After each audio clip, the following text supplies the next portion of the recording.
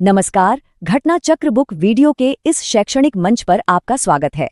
हमारा उद्देश्य है ज्ञान को सरल, स्पष्ट और सुलभ रूप में आप तक पहुंचाना।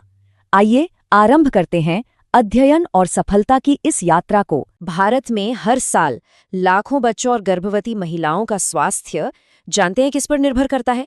एक बहुत ही विशाल कार्यक्रम पर। तो आज के इस विश्लेषण में हम इसी जीवन रक्षक पहल को समझने वाले हैं। इसका नाम है सार्वभौमिक टीकाकरण कार्यक्रम, जिसे हम यूआईपी भी कहते हैं।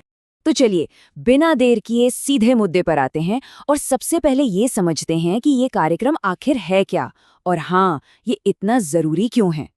तो ये जो सार्वभौमिक टीकाकरण कार्यक्रम है यानी यूआईपी, ये असल में भारत सरकार की सबसे बड़ी और सबसे महत्वाकांक्षी स्वास्थ्य पहलों में से एक है।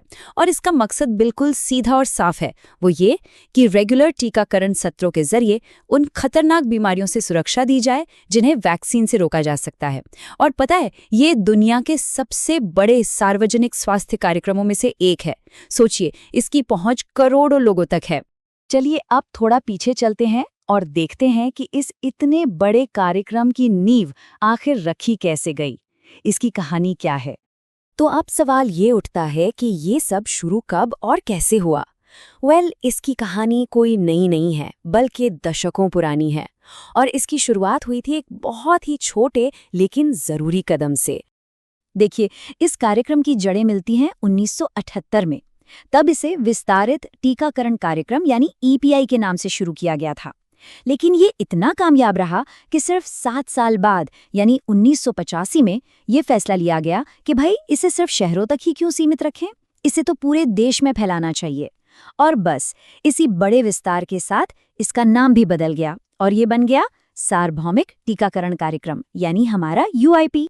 ठीक है, तो हमने इसका इतिहास तो समझ लिया, पर अब आता है सबसे जरूरी सवाल।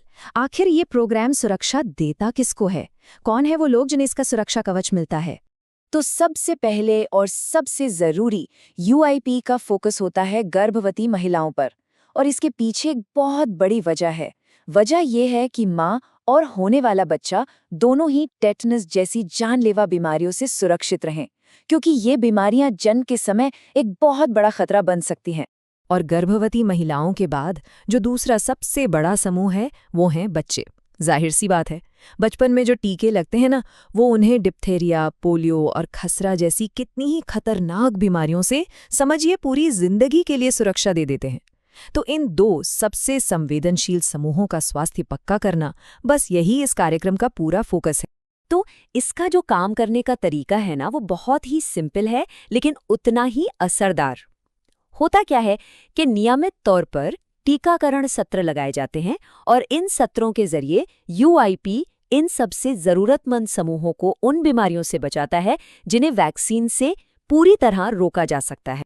तो चलिए अब इस पूरी बातचीत को समेटते हैं। इसका सार क्या है? इस इतने बड़े सार्वजनिक स्वास्थ्य मिशन का निचोड़ क्या निकलता है? इस कार्यक्रम के मकसद को समझने का सबसे अच्छा तरीका है इसके आधिकारिक प्रावधान को देखना। इसमें साफ साफ लिखा है, यूआईपी का प्रावधान ये है कि गर्भवती महिलाओं और बच्चों को रूटीन इम्यूनाइजेशन सत्रों के माध्यम से वैक्सीन रोकथाम योग्य रोगों से सुरक्षा दी जाए। बस यही एक लाइन इस पूरी पहल का मूल मंत्र है, इसका सबसे बड़ा आइडिया। और यूआईपी जैसा कार्यक्रम हमें एक बहुत गहरे सवाल पर सोचने के लिए छोड़ जाता है।